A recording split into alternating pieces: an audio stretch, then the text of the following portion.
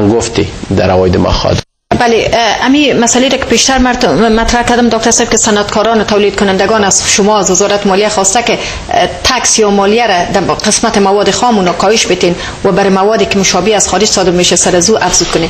در این قسمت کدام تجدید نظر یا تصمیم نو دارید؟ که او را تا به حد اعظم ما در بهترین مالیات در منطقه مالیه افغانستان است. مثلا اگر مواد خام شما گفتین ما او را تقریبا 2 سال قبل مالیه گمرکی را بالای مواد خام به 1% پایین آوردیم.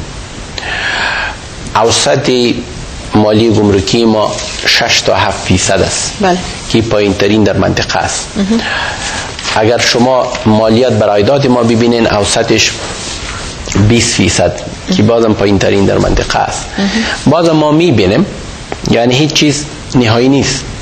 اگر ما منطق اقتصادی را در تغییر در مالیه که او تغییر بالا رفتن باشه یا پایین آمدن باشن، طبعا بالا رفتنش که مقاومت به وجود میاد، پایین رفتنش که شرکت زیاد وجود نمیشه باشه، ما مطلق به فکر بازو را میبینیم و مینگریم و امو تغییرات را قبلا هم آوردیم و در آینده هم مطلق امکان داره. بله، و در قسمت بودجه ملی افغانستان شنیده میشه یا عملا شاید باشه که از طریق کمک‌های خارجی هم این او را کمک میکنه. بله. صورت میگیره. در این قسمت 100% بودجه انکشافی ما تمویل میشه توسط دونرها و قبلا گفتم بودجه عادی ما یعنی حال کمتر از نصفش در حدود 40% 35%ش از بیرون تمویل میشه.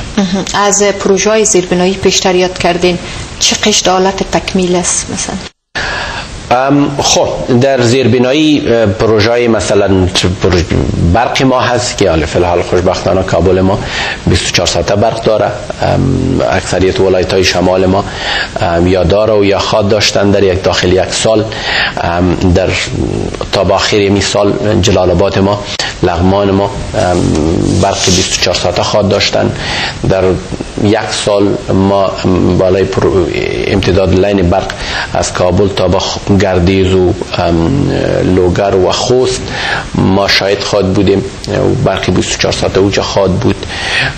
همچنان برنامه‌های در بندهای بزرگی بند سلما در هرات در حالت تکمیل هست که هم برای آبیاری و هم برای خود تولید برق یک پروژه نهایت مهم است. بالای بندهای مهم در جنوبی و در شمال نزدیک کابل، شاروس و همچنان مچلغو در پکتیکا و یا در ننگرهار، گمبیری، این ساحاتی هست که بالای اینا کار آغاز خواهد شد.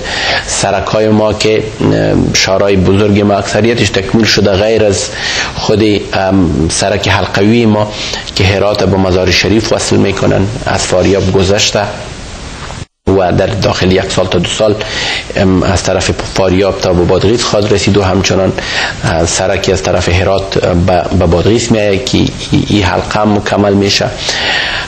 خط ریل ما از حیرتان تا به مزار شریف تا به آخری سال تکمیل خواهد شد. خط ریل ما از ترخم تا به جلال آباد مطالعش در این سال تکمیل خواهد شد و امیدوار هستیم که در سال آینده کار عملی بالایش آغاز شود.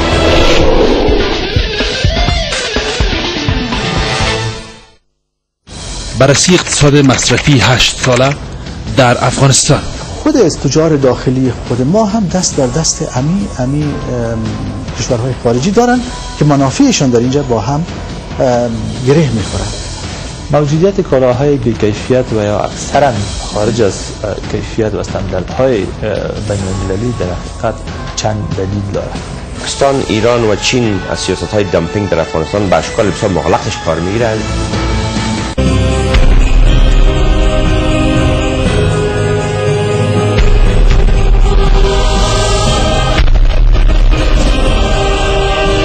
گویندگی برتر بازودی از شبکه تلویزیونی آریانا. یک مسئله دیگه که بازم وطندارای ما داخل افغانستان سرصدایشون بالاست، در مورد که خب مالیه یا بلند یا به تناسب معاششان هر ترتیبی که است، میگه مالیه میتیم، ما توقع در برابرش داریم. مثل که در کشورهای دیگه معمول است، اونا میخوان که خدمات شهری مثل که برق شما یاد کردین یا آب یا اینا، خب قول شما میگین که برق 24 ساعت است، اما بعضی از وطندارای ما میگن ما از دولت افغانستان خواهش میکنیم که این مسائل به صورت شاید باید که امکان نداره تا یک مقدار بر ما آماده بسازه. من نفهم که خب این وظیفه شما نیست، مثلا وظیفه شهرداری یا شاروالی است، وظیفه وزارت فواید عامه و اینا. چقدر شما در ارتباط کاری با مقامات دیگه حکومت یا دولت هستین که همین خدمات شهری رو بر وطندارای ما در برابر تکسی که میتن فراهم بسازن که قناعت خاطر از اونها فراهم شه؟ خب که خدمات شهری که شما خودتان گفتیم اضافه‌تر تعلق به شاروالی ها داره، که امیدواری ما است که شاروالی های ما ظرفیت بهتر و خوبتر و بالاتر برخوردار شود تا که بتوانند توانمندی ارزی خدمات اساسی را در شهرها داشته باشند. کابل ما انشالله امسال از طرف دونرها توجه زیادی به این موضوع خواهد شد، خصوصا در پولی که در 2 هفته ایالات متحده آمریکا تخصیص میده به افغانستان، تقریبا در حدود $500 میلیون طوری که من آگاهی پیدا کردم تنها به زیربناها در کابل اینا تخصیص میدن. متاسفانه زیربناهای کابل که از تنها به پول تکس و مالی شهرونده در کابل ممکن نیست یک سرمایه گذاری جداگانه بزرگی را کار داره که $500 میلیون از اینا، و همچنان توقع ما است که $500 میلیون را ما بتانیم که ژاپنی ها را که اینا تعهد کردن که $5 میلیارد در 5 سال به افغانستان کمک میکنن، یک $500 میلیون را ما در یک سال در مثالی که در جریان داریم از اینا بگیریم، یعنی در حدود $1 میلیارد ما به کابل داشته باشیم، ما میتونیم که خدمات اساسی را در شهر تغییر بدیم. و همچنان توقعات ما است که در خوشبختانه در شهرهای بزرگی دیگه خدمات خوبی صورت گرفته. اگر ما بریم به مزار شریف که خیلی زیاد توجهی که والی محترم بلخ داشتن، و همچنان در ننگرهار اگر بریم توجهی که والی محترم ننگرهار به خودی زیربناها در شهر داشتن، به خدمات داشتن، سویش خیلی بالاتر از کابل است.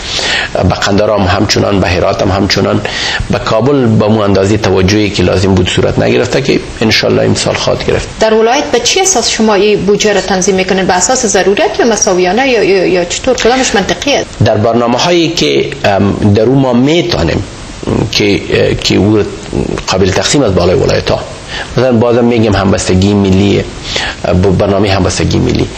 برنامه همبستگی ملی تانسته که در هر 34 ولایت افغانستان تا به حال اضافه تر از 50,000 پروژه کوچک بساط قریه را در اضافه تر از 22,000 قریه تمویل بکنن. و فکر نکنم که ولایت پیدا شد غیر از طبعا ولایتایی که در اونجا امنیت خیلی خراب است یا مشکل است، دشوار است، مثل نورستان یا ارزگان، اینا شکایتشان بر جا هست، ولی مشکلات امنیتی داشتیم، ولی اکثریت ولایت ها این برنامه دو رسیده. یا مثلا خدمات اساسی صحت ما که یک اندازه پول هنگفت ما سالانه بالای مصرف میشن، به اکثریت ولایت های ما خیلی متوازن اینا خدمات ارائه میکنن. یا اگر ما معرفه ببینیم در این چیزهایی است که توازن در اینجا خیلی ضروری است و فکر میکنیم که توازن هست در اونجا، و اگر نباشن بازم نمایندای ملت میتونن که اون تحت اعتراض بگیرن. بله، و پیشتر یاد کردین از افزایش عواید دولت که از 44 میلیارد از افغانستان شنیدیم که از رپورم از 44 به 64 رسیده. این موفقیت وزارت مالیه میدانین یا اکثری از این پول از فروش جایداد منقول و غیر منقول فکر میکنم بعد از آمده؟ یا شما دلیل از این موفقیت چی میبینید؟ این از 41 به 64 رسیده. تنها گمرکات ما از 19 میلیارد به 36 میلیارد دیلا بالا، یعنی در امی 23 میلیارد افغانی افزایش، 17 میلیاردش تنها افزایش گمرکات است. این اصلاح چطور به وجود آمد دکتر؟ سخت میشه؟ خب ممکن هست سخت است، ولی در افغانستان کسایی که میگن که ادارات اصلاح نمیشه، این نمی خودش نماینگر امی است که رو به اصلاحات است. ادارات ما. این نمایانگر ازی است که ما جدی هستیم در اصلاحات اداره، در ریفورم، در خود موثریت ادارات ما، در ارائه خدمات ما. امیال فی الحال که ادارات ما تحت ریفورم هستند و بهتر سازی هستند. این نماینگر اکثر افزایشی که آمدن در خودی که وزارت مالیه مسئولیت جمهوری عواید دارن از او آمده. یک مقدار دیگه هم طبعا وزارت دیگه، وزارت داخل